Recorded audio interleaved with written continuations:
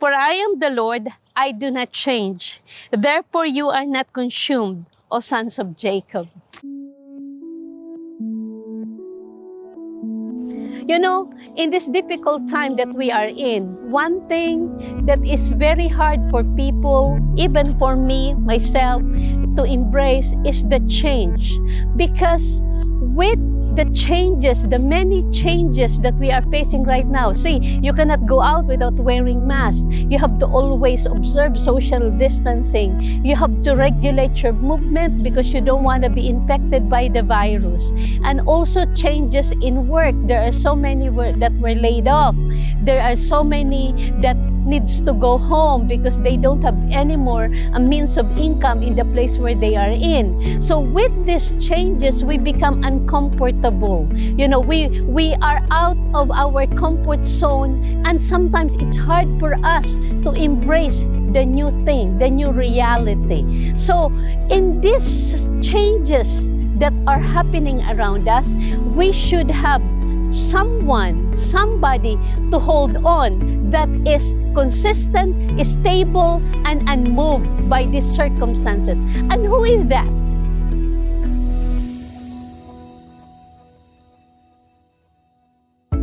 Hebrews 13:8 says, Jesus Christ is the same yesterday, today, and forever. He is the only stable, unchanging entity, unchanging God in this ever-changing world. And that is the good news that I want to share to you today. You know why? Because what you are experiencing, I am experiencing as well. It is not easy to navigate this new normal. You know, when I go out and I see the brethren, my natural impulse is to hug them, to embrace them, to kiss them, to show them, you know, like to express my love for them. But with this new normal, I have to give you my fist. It's hard. You know, it's not normal for us to do that.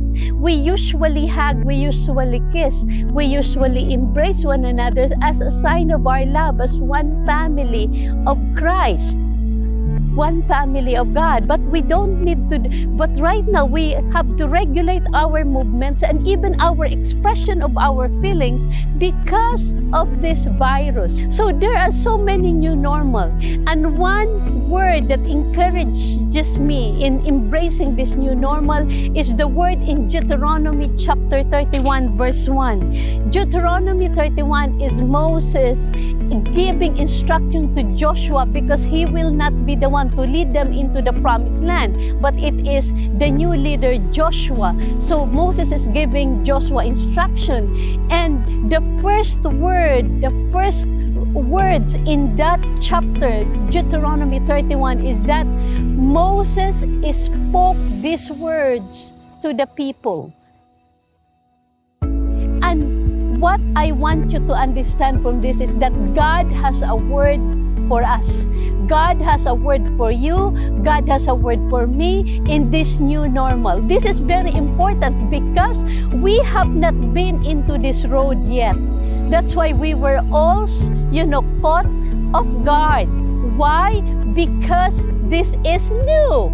Everything that is new, we are not comfortable. So right now, I want to remind you, God has a word for you. The promises of God never change.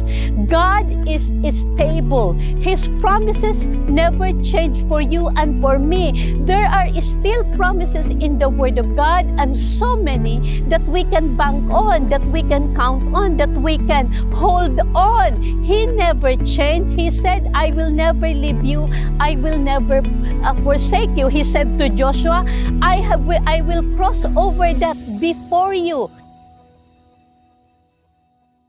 So even right now, God is going before us.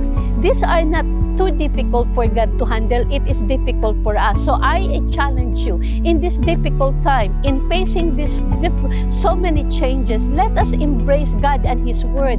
Let us hold on to Him. Let us not rely on our own strength. He is the only stable, all-powerful God that we can rely on. So let's hold on to Him.